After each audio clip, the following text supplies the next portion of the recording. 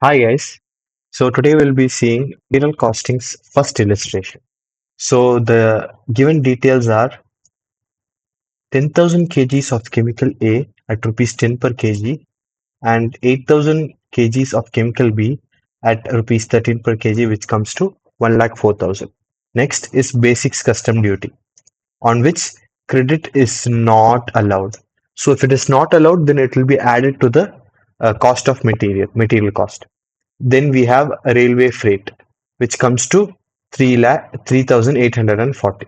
Okay. Then other details are a shortage of 500 kgs in chemical A and 320 kgs in chemical B is noticed due to normal breakage. So there is normal loss of 500 kgs in chemical A and 320 kgs in chemical B. You are required to compute the rate per kg You are required to compute the rate per kg of each chemical, assuming a provision of 2% of further deterioration.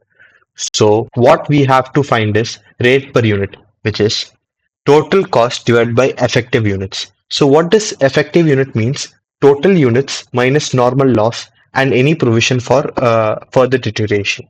But it should not include abnormal loss.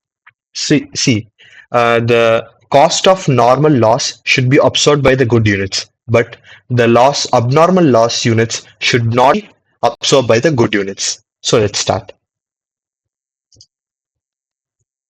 So first we have to take purchase price.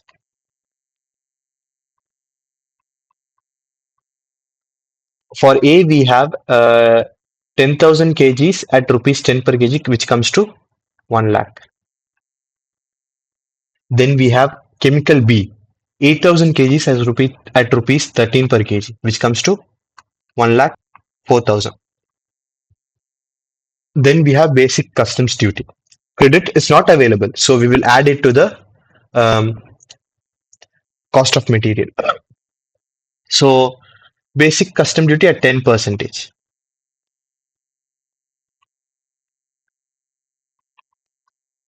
At 10 percentage. 10 percentage of 1 lakh comes to 10,000.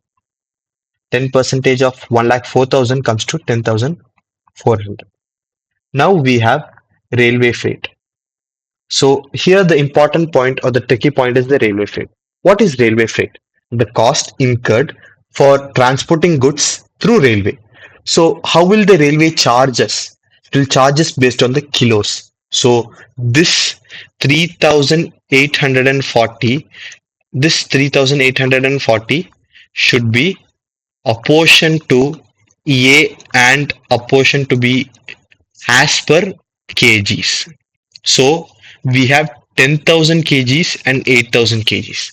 So this 3,840, which is railway freight, should be apportioned as per 10 is to 8 or else 5 is to 4. Okay, railway freight.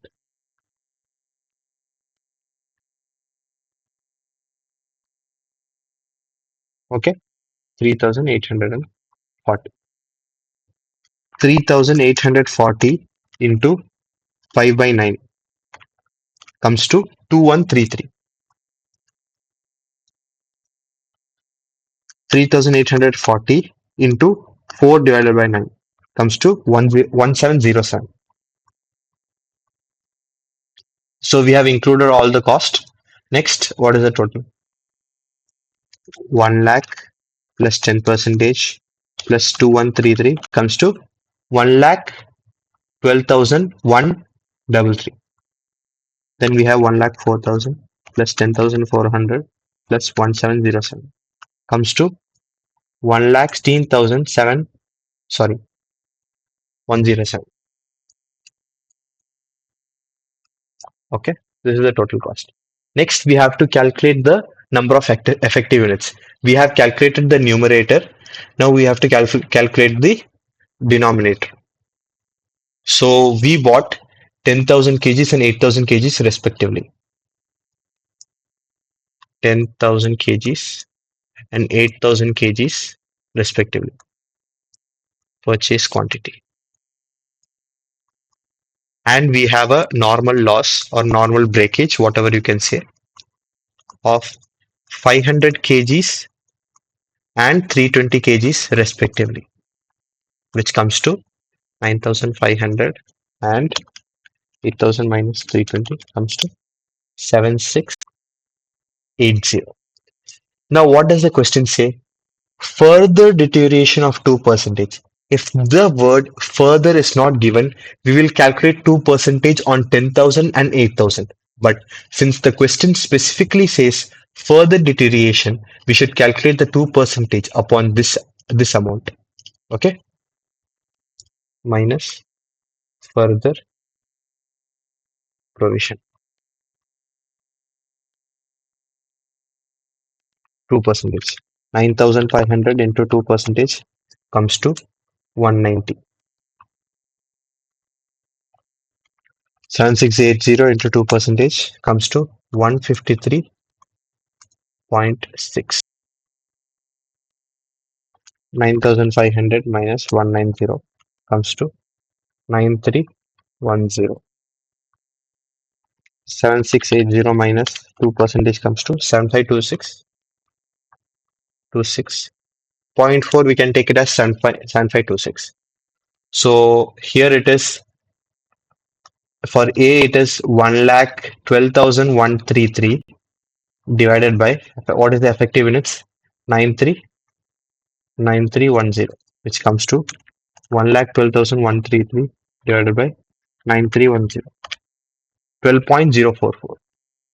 12.044 per kg. Okay. For B, it will be divided by 7526 and we will go up 116,107. 116,107, which comes to 116,107 divided by 7526. 15.42 or 15.47. 15.47 per kg. So that's it. It was a very basic question. It's the first illustration, so it's very basic. So we should add the purchase price, basic customs duty. Railway freight should be apportioned between A and B in the ratio of their purchase quantity. So 10 is to 8 or 5 is to 4. Then we have how to calculate the effective units. So 10,000 kg minus normal loss minus further provision. That's it. Thank you.